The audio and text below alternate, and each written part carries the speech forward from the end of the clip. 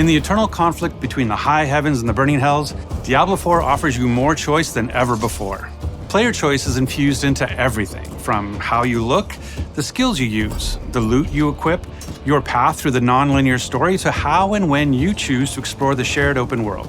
We want players to play their own way and have their own choice of how they're going to build their character. Between all of our different systems, you can really create a custom character in ways that was not available in previous Diablo titles. When you log into Diablo IV, the first thing you're gonna have to do is create your character. And those familiar with Diablo are gonna be very familiar with the screen with all the classes sitting around the campfire. In Diablo IV, we got 5 classes. The Barbarian is your fantasy of a fierce warrior or fighter. The Barbarian is the weapon master of Diablo IV, being able to pick up any weapon, jump into the fray, and do really badass stuff with it. They're very strong, they're very physical. They can take different weapons for different situations and use them to their maximum effect. The Sorcerer is really your elemental mage. You have fire, ice, lightning. You can either focus on one or you can kind of be a jack-of-all-trades mage and use abilities from all 3. They're a little more fragile than other classes, tend to be more ranged. The Rogue, unlike the Barbarian, they are a little bit more clever. They're very fast. They have the ability to imbue their weapons with different elemental energies, and they can modify them to do different things. The Rogue has 2 different types of play styles. You have the ranged crossbow type gameplay, or you have the in-your-face daggers, poisons. You can lead the enemies into traps that have huge effects, more stealthy type gameplay. The Druid is really this shapeshifter. When you cast certain skills, you change your form, what you look like and what you can do. They can turn into werebears or werewolves. If I cast a werewolf skill, I turn into a werewolf and I do werewolf things. If I cast like Pulverize, for example, which is a werebear skill, I turn into a werebear, I slam the ground really hard. Fits the fantasy, it's pretty cool. They can also become masters of nature magic with earth and storm magic. Last but not least, we got the Necromancer. They raise armies of the dead. They have different types of minions. You've got your skeletal warriors, your skeletal mages, and then your golem. You have blood magic or bone magic that you can also take advantage of and tackle combat that way. If you've played a previous Diablo game and you enjoyed a certain play style, you can actually bring that into Diablo IV, or just try something completely new. No matter which class you play, there's going to be multiple different avenues and fantasies that you can chase. You can customize your character in ways you've never been able to before, with near-endless character creation and transmog options. In previous Diablo games, you had to be attached to certain archetypes and look a certain way. And in Diablo IV, it's really up to you how you want your character to look. You'll be able to choose from different facial structures from people all over the world. No matter where you are, you'll be able to say, hey, I can actually make someone that looks like me or looks like someone from my part of the world, which we're really proud of. You can pick a hairstyle for your character, and every class actually has a specific hairstyle that no other class can use. You can pick your eye color. We have some really fun ones. We have eye glowing, we have a bloodshot type eye, and then you can actually pick a marking, which is a tattoo or a design that covers your entire character, and there are dozens of those.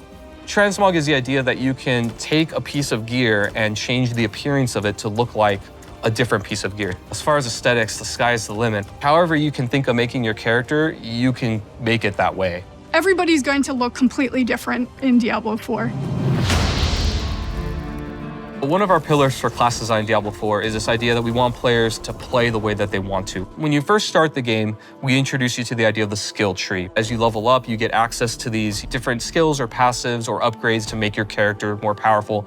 Each category has a few different skills that are all similar. They're either all defensive or all offensive, all ice or all fire. You can either focus on a very specific section or you can pick and choose. The first skill point when you unlock a new skill is going to give you access to that skill. After that, you can put additional points into any skill that you have, and it's going to make it better, whether it increases the radius or adds some new effect or reduces the cooldown through some special way. You can actually branch out in a very different direction, even if 2 characters actually started at the same place. The Paragon board is a late game system that once you've completely filled out your skill tree, you think you have a build, it will really let you delve into the theory crafting and the depth of Diablo IV's skill system. And these boards, they can move through them spending their Paragon points, and they have nodes that give them very basic stats like intellect or dexterity. We also have more powerful nodes. We have rare nodes that have different effects where they can totally modify a skill to do something additional or different, or they can even make new connections between skills so that players can have new ways to play their character. Legendary nodes are equivalent to legendary powers, where they have more powerful effects that can change the builds and ways that characters play. You can start planning this long journey of, okay, I want to hit this node, and then I want to hit this node. I'm going to apply this board, and I'm going to start from this side, and really just get into a super complex, very specific build for your character. Legendary items are really rare and powerful items that you're going to find as you adventure through the world of Sanctuary. We have quite a few different categories of legendaries and how they do that. Some of them will actually change your skill or enhance it in some way. Frozen Orb, for example, it might say, hey, every single time you use your Frozen Orb, it applies a new effect. And then I can actually take advantage of that new effect that it has. Even if the item itself is maybe not as good as the one you have, you can still extract that power from it, take advantage of it, and use it for your build. One thing that our players can look forward to is that a lot of our classic, really rare, and most powerful items from previous titles are going to be returning as uniques in Diablo IV. Unique items are very similar to legendaries, but they're unique, which means if that ability is actually on a chess piece, it's always going to be on that chess piece because it's more powerful than a regular legendary effect. Crafting is a big part of Diablo IV. We have all kinds of different ways that you could upgrade and interact with NPCs to make your gear better.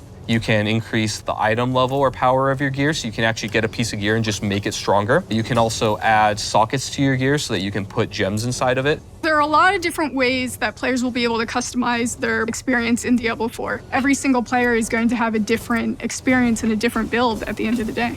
Because we have all of these different ways to make your own character, there's a lot more possibility compared to previous titles of how you want to play, how you want to build your character. We really are doubling down on this idea that you can look the way you want, you can play the way you want, you can really make your own fantasy in this game. Hell welcomes all, and so does Diablo IV. In the coming weeks, we'll be sharing even more about how to play your way. Now, our launch on June 6th is getting closer. Closer still if you got early access. And we can't wait to see you in Sanctuary. Hail Lilith, Blessed Mother.